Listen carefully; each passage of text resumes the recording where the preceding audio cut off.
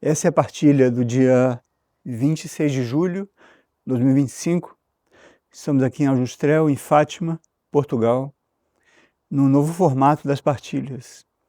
Nós vamos oferecer, estamos presentes nas gravações em alguns ambientes que têm uma vibração distinta, algo que pode ajudar no conteúdo e na nossa abertura interior.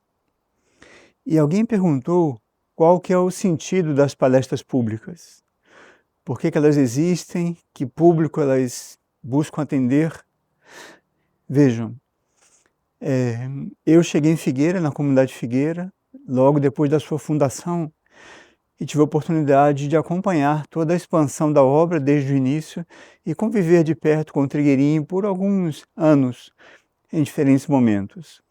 Até que a uma certa altura, em 2005, 2006, ele começou a me preparar um pouco para dar um pouco de continuidade e complementar o que havia sido feito até então em termos de instrução. Então não é requentar uma instrução, nem reapresentar algo no modelo antigo, senão que ajudar que nós possamos viver essa instrução. Então os questionamentos, os sonhos, não, as perguntas, inclusive se tiverem algum assunto de interesse, ou da vida contemporânea, ou da vida interior, da vida subjetiva, perguntem, coloquem no chat, que depois de uma próxima partilha, ou em próximas partilhas, podemos considerar e estudar. Sim.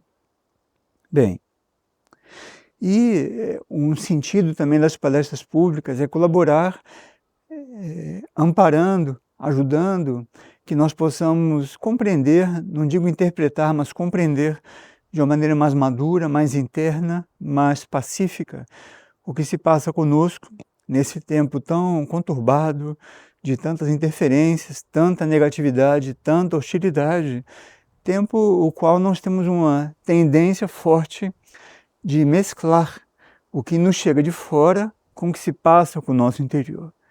Isso pode perturbar bastante esse processo da busca da vida espiritual. Então também esse é um sentido de oferecermos esses conteúdos. Bem, o impulso do dia de hoje, ele é realidades espirituais de hoje. Então vamos ao longo dessa reflexão abordar um pouco o que seriam realidades e o que nós entendemos como espiritual, que são duas palavras usadas em muitos contextos.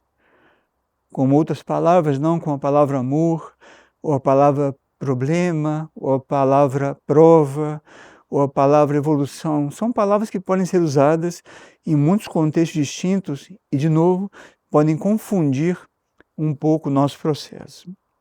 Então, a que nós nos referimos com realidades espirituais de hoje? E o que é esse hoje? Ao que se refere, não? Bem, nós vivemos um momento bem particular que teve início em 88, com o que nós chamamos de a ativação das mônadas humanas. Então, quando nós, no início do ano, estudamos o glossário esotérico, nós demos atenção bem pedagógica, se podemos dizer assim, bem didática, melhor dizendo, dos níveis de consciência. E recordem, nós, na nossa vida interior, no nosso mundo superior e invisível, nós somos um espírito. Nós existimos nessas demais dimensões. E ainda que a humanidade tenha feito muitas incursões, através de grupos, ashrams, grandes religiões, esforços individuais importantes, não de eremitas, vide Monte Athos e outras situações do Himalaia também, do Tíbete. Então, a humanidade como um todo não estava aberta, nem predisposta, nem realmente desperta para o seu nível interior. Então, considerando que a humanidade é parte da vida do planeta, nesse momento, 1988, segundo um calendário que nós não conhecemos e não temos como calcular ou entender nesse momento o motivo disso, os seres superiores, não que acompanham a evolução do planeta, determinaram o início de uma etapa fundamental do planeta.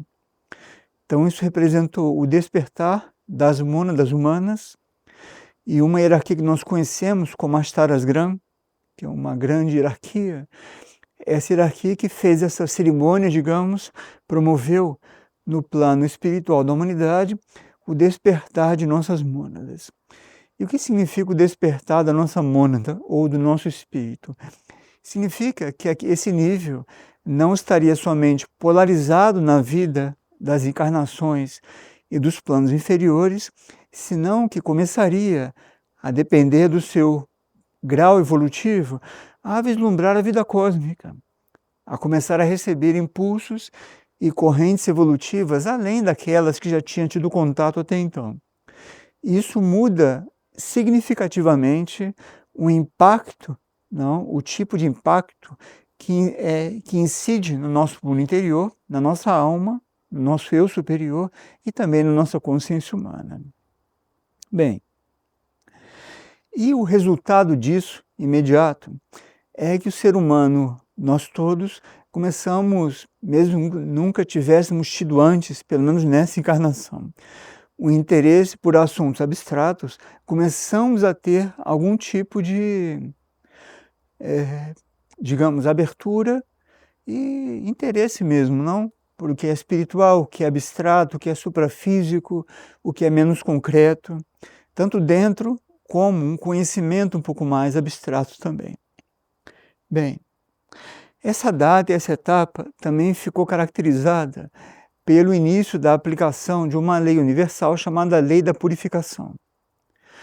Então nós temos esse Sol, o Sol do nosso sistema solar, e no momento que as mônadas, os espíritos humanos, começam a receber outras correntes imateriais, é necessário aparelhar, usemos essa expressão, todo esse despertar com uma ajuda, não, para um conjunto de circunstâncias para que a humanidade, o planeta, os nossos corpos inclusive, pudessem gradualmente se adaptar a essa nova situação. Então, foi assim que também a lei da purificação, ela teve início a nível global, a nível humano e planetário como um todo, e vamos refletir um pouco em que se traduz essa lei da purificação. Bem, o logos do planeta é um logos muito antigo e muito voltado com uma tendência importante ao sacrifício. Não o sacrifício como humanamente nós usamos essa palavra, mas um sacrifício do ponto de vista de consciências muito evoluídas que sacrificam a sua existência e a sua consciência para receberem, não, na aura dos níveis inferiores dos quais essa consciência está polarizada, receberem forças errantes, forças negativas, forças involutivas, para que elas possam também, de alguma maneira, reencontrar o caminho da luz. E faço um outro parênteses. Na criação, existem dois ciclos muito determinantes e um ciclo de transição.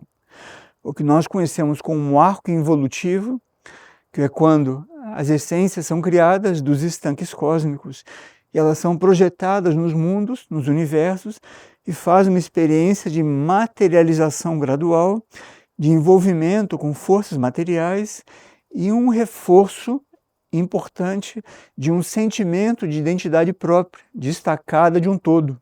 Se acompanha? E a uma certa altura existe um momento de transição e o início da etapa do arco evolutivo, que é o chamado caminho do retorno. Então também em 88, uma hierarquia do Centro Planetário de Erques, da Argentina, Córdoba, se aproximou de Trigueirinho, apresentando toda uma proposta de trabalho, e apresentava isso, a lei do retorno, esse momento de transição do planeta e da humanidade, e tudo o que representaria essa transição. E nesse momento estamos.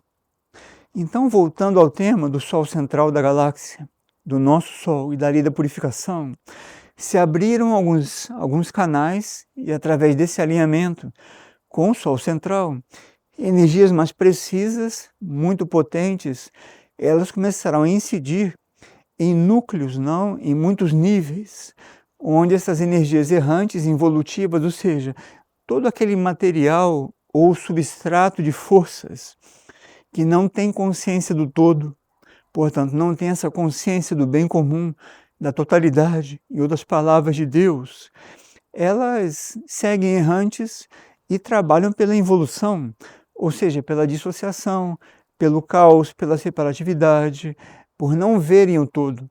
São forças cegas ou forças involutivas, como costumamos dizer. E isso está na nossa composição física, inclusive. Então, quando o Logos planetário, desde o início, lhe foi apresentado todo o projeto desse planeta, que é um projeto crístico, é um projeto de redenção, dessa grande hierarquia que nós chamamos de Cristo Samana, vide glossário esotérico.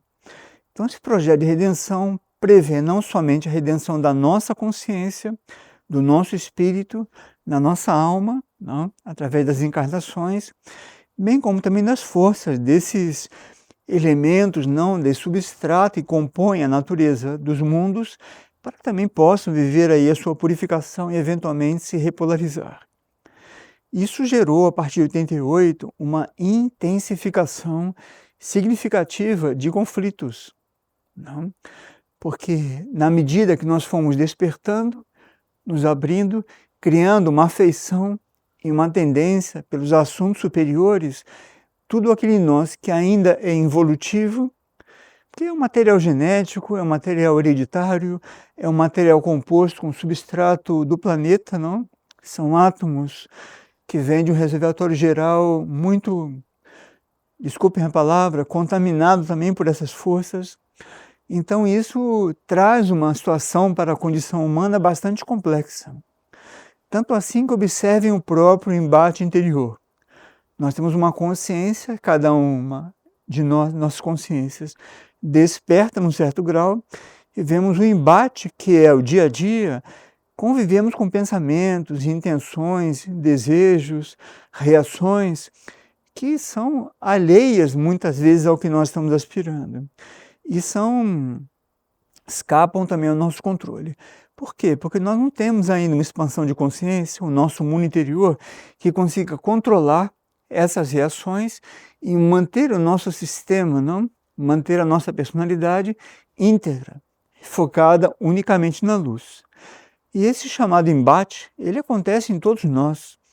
Se formos estudar a vida do próprio Buda, a vida de Jesus, Santa Teresa de Ávila, Padre Pio, ou seja, temos dezenas ou centenas de referências que já passaram por esse planeta e vemos ali que esse embate é o pão de cada dia. Por esse motivo, pela convivência da condição humana e das forças involutivas com o despertar interior. Bom, então essa purificação ela é muito necessária porque nós precisamos nos adaptar para que essas realidades espirituais desse tempo de transição, como dizia, não, onde nós estamos finalizando a trajetória, não, o arco involutivo e uma transição para o caminho do retorno. Nessa transição temos que adaptar tanto o nosso mundo interior quanto os nossos corpos a esses estados superiores. E sem uma purificação é difícil, ou é mais difícil, ou a uma certa altura é bastante fricativo, como também nós costumamos dizer.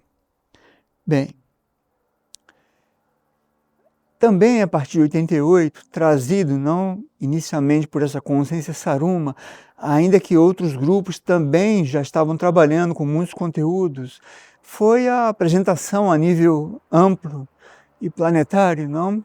Das obras de Trigueirinho e outras obras, da existência de realidades suprafísicas que não são vistas, não são objetos que nós vemos com os nossos sentidos físicos atuais, pois são ditas e chamadas realidades suprafísicas. Então, assim como nós temos o nosso corpo emocional, que nós não vemos, não? Eu estou vendo aqui alguns corpos, estou vendo árvores, mas não estou vendo o etérico da árvore, por exemplo. Estou vendo o aspecto mais interno das árvores, do bosque, dos animais, de quem está aqui presente também. Então existe uma vida suprafísica que é de uma outra matéria, um outro tipo de composição, que nós não vemos com os nossos sentidos atuais, porém que podemos sim perceber e comungar pela sua vibração, pela sua irradiação, por algum estado de consciência. Não? Muitos que vêm aqui em Fátima, por exemplo, aqui em Anjos do Céu, a uma certa altura sentem uma proteção, sentem uma espécie de um colo, não? Um ambiente protegido, é uma retomada de algo perdido há muito tempo, porque é um estado de consciência que o centro planetário de Lisfad me irradia. Isso foi só um exemplo. Bem, e o que nós chamamos de realidades espirituais? Por que optamos por esse impulso hoje? Bem, são aquelas situações ou expressões desses níveis internos que se projetam não na aura do planeta, em muitos níveis, porque fazem parte da evolução do planeta. Então isso impacta diretamente ou atravessa diretamente toda essa arquitetura, não, todo esse aparelho evolutivo que o planeta abriga e comporta, que é o logos, hierarquias, não, o que nós chamamos de centros planetários, retiros planetários, pontos de luz, bases suprafísicas, centros intraoceânicos, espelhos. Existem muitas situações suprafísicas e espirituais que são típicas desse tempo para nós. Isso existe há muitos anos, não décadas, existe há muito tempo, vem sendo preparada essa situação justamente para que nesse momento de transição do planeta nós pudéssemos despertar para essas realidades espirituais e hoje podemos resgatar todo esse vínculo e acompanhar a evolução do passo que o planeta também está dando, não? E possamos gradualmente nos liberar desse vínculo e identidade com a vida material, especialmente traduzido na identidade com a nossa personalidade humana e o movimento dos nossos corpos, e começamos a desconfiar, despertar e amar numa proporção maior a nossa vida interior. E de novo, isso é um embate diário. Porque mesmo com todo esse amor, toda essa dedicação, toda essa busca, os nossos corpos adquiriram ao longo de muitas vidas uma espécie de uma vida automática. Tem praticamente um funcionamento semi-automático, desse envolvimento com a personalidade, identidade humana e com as forças evolutivas, portanto. Então, nós buscarmos e despertarmos as realidades espirituais de hoje pode significar ou parece que significa realmente uma porta de saída desse labirinto, que muitas vezes nos encontramos, não? De nos sentirmos dando voltas em torno de processos que não andam, ou marcando passo em situações que não caminham, não se desenvolvem, não nos liberamos. Então, toda a instrução que nós temos dentro desse trabalho, ela caminha na direção dessas bases. Nós caminharmos na direção desse esvaziamento de tudo aquilo que é ligado com a nossa personalidade, para gradualmente, realmente, recordarmos que existe um propósito superior, um sentido de vida para cada um de nós e realmente todo o universo de possibilidades que a civilização de hoje não somente desconhece, mas ignora e até menospreza. Então é importante esse tipo de conteúdo, tocar o nosso interior e nós darmos atenção a isso, porque essa é a base de tudo que virá na nossa relação com essas realidades suprafísicas. Porque se não vivermos não essa verdadeira purificação dessa identidade humana, das forças evolutivas em nós e tudo isso, essas informações suprafísicas ficarão aprisionadas no mesmo sistema de relação que nós temos com a vida externa. Em vez de me relacionar com um shopping, com uma loja, com uma livraria, eu vou me relacionar com o centro planetário, com uma hierarquia, com uma base, no mesmo nível, transferindo a minha identidade humana e não descobrindo um outro tipo de situação. E que situação é essa? É nós despertarmos, não? Nesse início, nesse final de transição, início de um ciclo do arco ascendente ou da lei do retorno, de nós despertarmos para o serviço universal. Não, nós percebemos que nós somos parte de algo mais amplo e que a nossa consciência faz parte disso. De alguma maneira, nós sentimos que somos parte disso e que necessitamos aportar para esse todo, não algo como antes, não, do nosso despertar, aprisionado aos nossos interesses, mas não, voltado para o bem comum e para que esse todo não vá gradualmente reconstruindo, que é um processo muito longo, hein?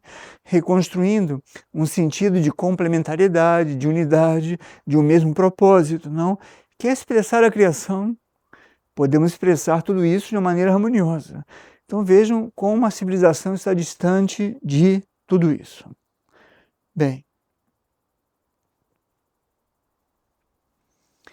a palavra realidade, ela também é muito ampla, como dizia no início, usada em muitos contextos, porque existe uma realidade com R maiúsculo, é tudo aquilo que é matricial, são os arquétipos, não?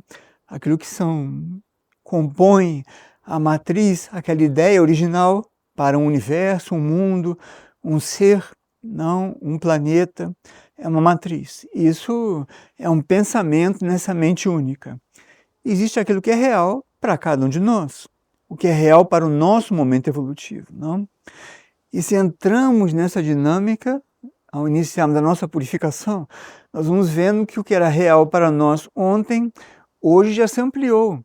Já precisamos de um outro tipo de realidade mais ampla para matar a nossa sede. Nós vamos, se realmente estamos aspirando a uma realidade superior, vamos vendo que isso, como se isso fosse se afastando de nós, na medida que vamos nos aproximando disso, me explico? Nós damos um passo, isso vai se ampliando. Ah, por quê? Isso é inalcançável? Não. Mas vai nos atraindo, vai nos chamando para não nos iludirmos que chegamos em algum lugar. Estamos apenas iniciando o arco ascendente e temos uma trajetória muito, muito ampla pela frente, nesse arco ascendente evolutivo. Bem, e como essa realidade espiritual de hoje, não do ponto de vista dessas situações do planeta, se projetam, como nós as percebemos? Bem, como dizia, nós temos os nossos corpos superiores, temos uma vida interior, e através da vida interior é o primeiro portal, ou a primeira porta, ou o próximo passo, ou aquele ambiente, através do qual o nosso estado de consciência humana, ele se eleva, não? Através da desidentificação da nossa personalidade humana e dos assuntos não puramente humanos. Então a nossa consciência interna, ela começa a interagir com tudo isso muito naturalmente. Não é algo, atenção, não é algo que nós vamos construir com o nosso livre-arbítrio, ou que temos controle sobre isso. Nós nos desidentificamos da natureza humana, não vamos nos despindo, como no Oriente se dizia muito, vamos nos esvaziando, desapegando, e nesse esvaziamento, nessa pureza, vamos elevando a nossa consciência. E naturalmente, toda essa realidade suprafísica, ela começa a nos contatar. Bom, mas qual o critério? O que acompanha isso? O que determina com o que nós tomamos contato? É uma pergunta inteligente e necessária. Vejam, cada um de nós, como uma alma, não, que experimenta as encarnações, como já estudamos, nós vivemos muitas experiências aqui no planeta e fora do planeta, naturalmente. E nessa trajetória, que oscilou muito, encarnações de despertar, encarnações mais puramente humanas, encarnações mais evolutivas espirituais, encarnações mais materialistas, porque era o aprendizado mesmo que tínhamos que fazer. Nós fomos tocando e nos afastando dessas realidades de diferentes maneiras. Ou através da nossa prática, ou do nosso pertencimento a uma grande religião, ou a algum ashram, ou tivemos contato com seres evoluídos que passaram pelo planeta para ajudar a humanidade. Todos nós já vivemos essas experiências. Então isso foi preparando esse momento de hoje, que é o momento de reencontrar tudo isso numa outra volta da espiral. Numa volta, como estamos num momento de transição, que fazemos uma síntese e identificamos nosso próximo passo. E o que é esse próximo passo? É aquilo que nós temos que resolver, redimir, terminar de entregar, assumir o nosso compromisso evolutivo. Esse é o nosso próximo passo, não? E especialmente nesse tempo final, nós não nos confundirmos com essa purificação que promove um embate dentro de nós, como dizia, porque as forças errantes que existem em todos os nossos corpos e mesmo na nossa consciência, elas se debatem porque algumas não aceitam a redenção, não aceitam ingressar num outro tipo de experiência e realmente não retrasam um pouco o processo de liberação. Então, de novo, como nós chegamos nesse contato suprafísico com essas realidades todas e o que regula isso? Se estamos todos aqui em Fátima, mesmo pessoas que passam por aqui, que eventualmente não têm nenhuma tendência afim com Maria ou com a oração, como uma pessoa recebe esse código, não? Ou se a pessoa vai em Garabandal, ou em Ávila, ou em Lourdes, não? Ou em Montserrat, ou passa por Córdoba, como isso impacta a humanidade como um todo e como nós podemos participar disso.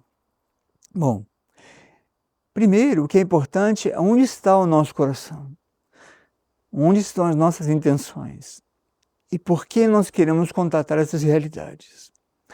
Digo isso porque nós também, ao longo das vidas, atravessamos uma etapa menos luminosa, não queria usar outras palavras, menos luminosa, na qual nós nos envolvemos com processos ritualísticos para contatar tudo isso em proveito próprio. Então, práticas de poder, práticas ocultistas, práticas de manejo com energia, tudo isso criou um karma e uma limitação de podermos contatar essas realidades espirituais suprafísicas do ponto de vista já do arco evolutivo. Então, hoje, as hierarquias, consciências, anjos, grandes devas, tem grandes devas que resguardam regiões inteiras.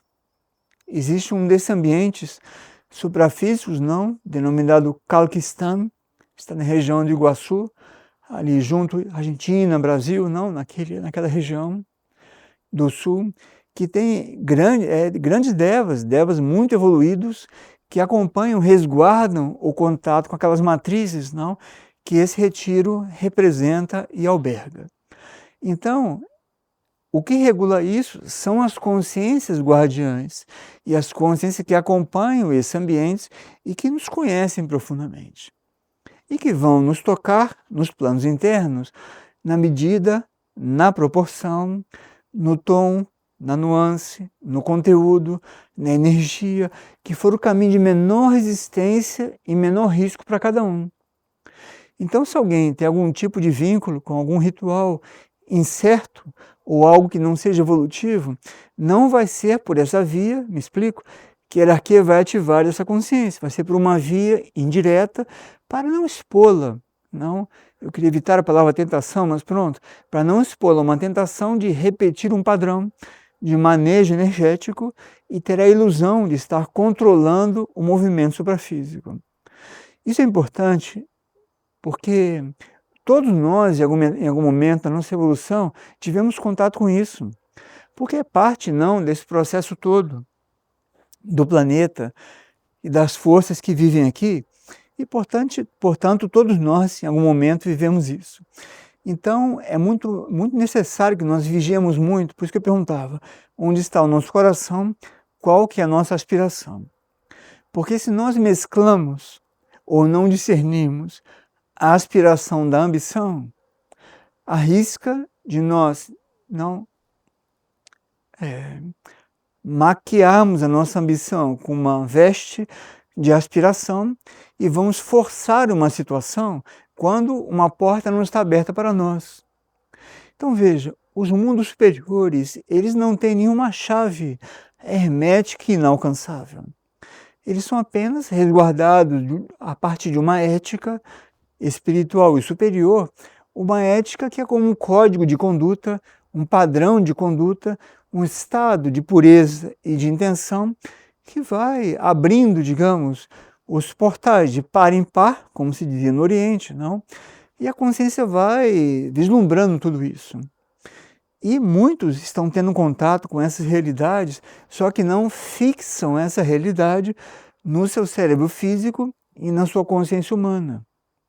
ou porque não estão dando atenção a isso, ou porque não amam isso. A única consciência que retém tudo isso é o amor. E não o amor para reter. Atenção. Que o amor humano ele tem uma tendência de reter, não é assim? De se apoderar. O amor por tudo isso é um amor que libera. Eu amo porque amo. Eu amo estar aqui em Ajustrel porque eu amo. Agora, eu não quero me apoderar de nada que exista aqui. Ou de nada que eventualmente entre em contato ou seja irradiado por esse ambiente para mim. Eu compartilho, comungo, me deixo preencher de gratidão e é isso. O ponto é como isso desarma o mecanismo do controle humano.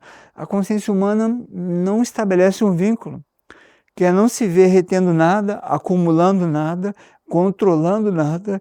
Isso então acaba sendo desinteressante para esse aspecto mental e ambicioso do ser humano. São bases muito importantes, sabe? Bem, então, o que regula o contato com tudo isso é a nossa aspiração sincera de, primeiro, conhecer a nós mesmos. Tudo começa por aí. Porque se eu ainda não estou convicto de que eu não sou apenas essa personalidade, mas que eu tenho uma vida interior e os meus níveis suprafísicos e meu mundo interno é muito mais amplo, é muito mais livre, tem um futuro, se podemos dizer assim, não, tem um horizonte de aprendizados a viver muito mais amplo do que eu tenho hoje humanamente, todo o resto vai ficar limitado a essa perspectiva, na minha identidade puramente humana.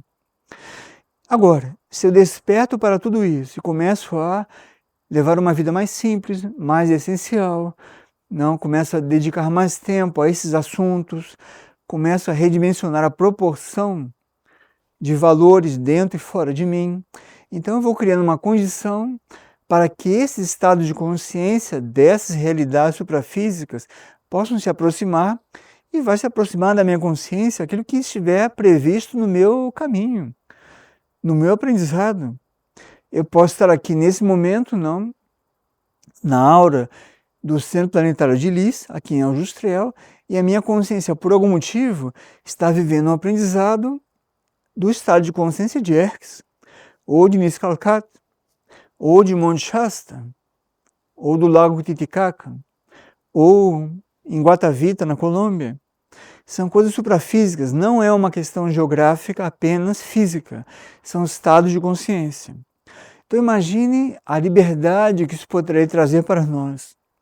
Agora, para isso, naturalmente, nós temos que estar num grau de abertura, resgatar uma fé no nosso interior, que não é confiança ou crermos em alguém ou em alguma coisa.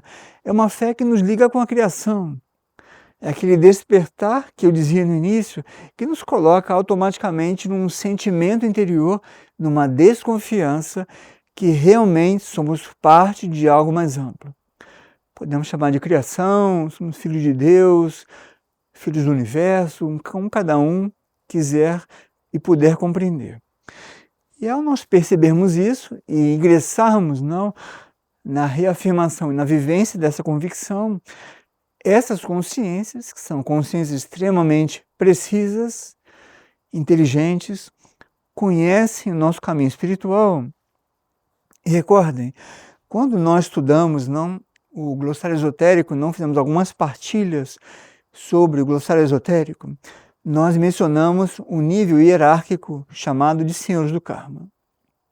Então, os senhores do karma, esse nível da hierarquia, que é uma espécie de guardião, como fosse um grande guardião, os grandes guardiões de bibliotecas do nosso registro de vida, de experiência, tanto no planeta como fora do planeta, no universo, e que acompanham o nosso processo evolutivo e vão criando a melhor condição dentro do karma para que possamos despertar, viver a nossa purificação e irmos vivendo esse processo de irmos nos aproximando das realidades espirituais de hoje e nos entregando a isso, permitindo que o processo aconteça. Não? Então, os senhores do karma é que vão regular com o que, como, quando vamos tomar contato com tudo isso.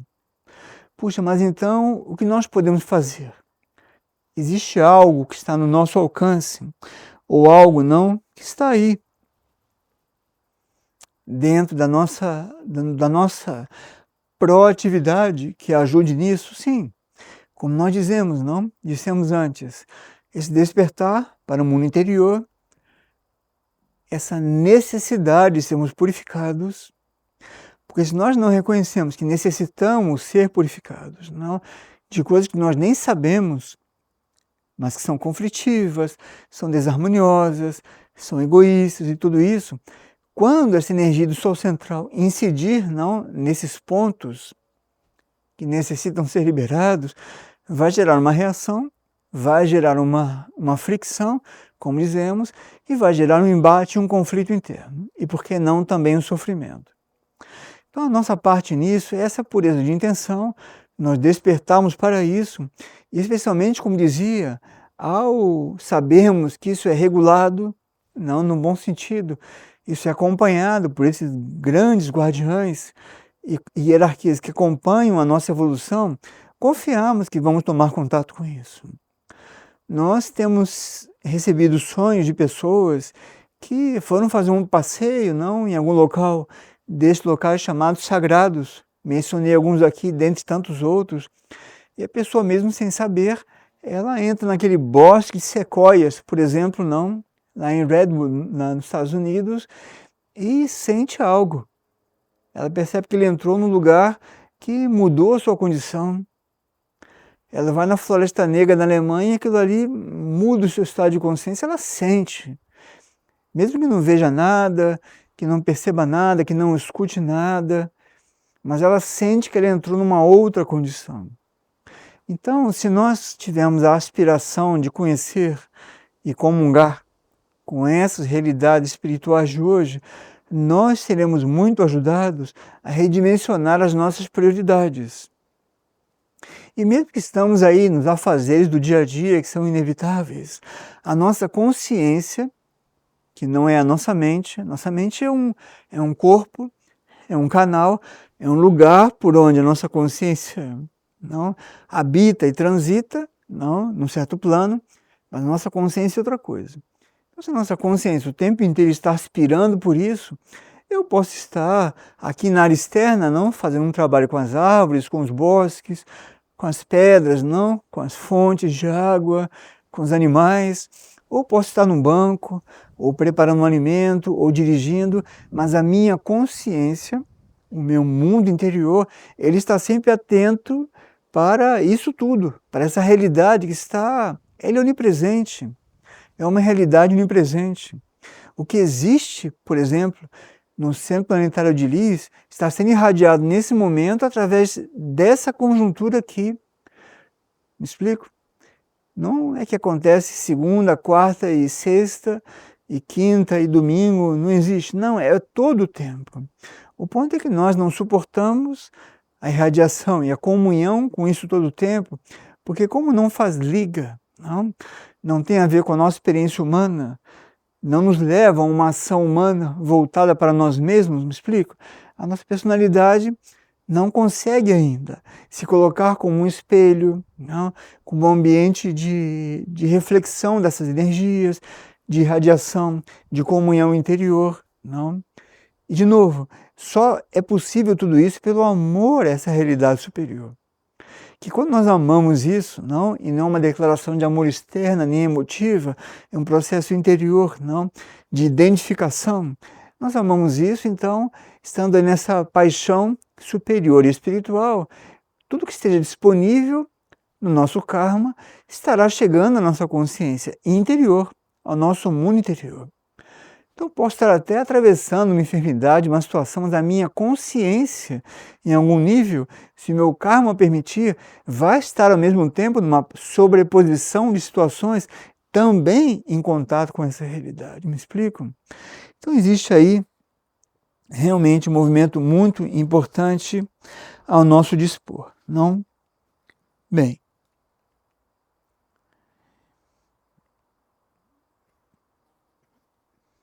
essas realidades se mantiveram não ocultas, realmente bem ocultas, da humanidade como um todo, do ponto de vista de estarmos conscientes disso, e mesmo temos a informação sobre isso, por essa tendência da ambição humana, inclusive a ambição espiritual, pelo poder não que esses locais irradiam, porque a tendência e a tentação é muito grande de usar essas energias em proveito próprio, mesmo em proveito próprio espiritual.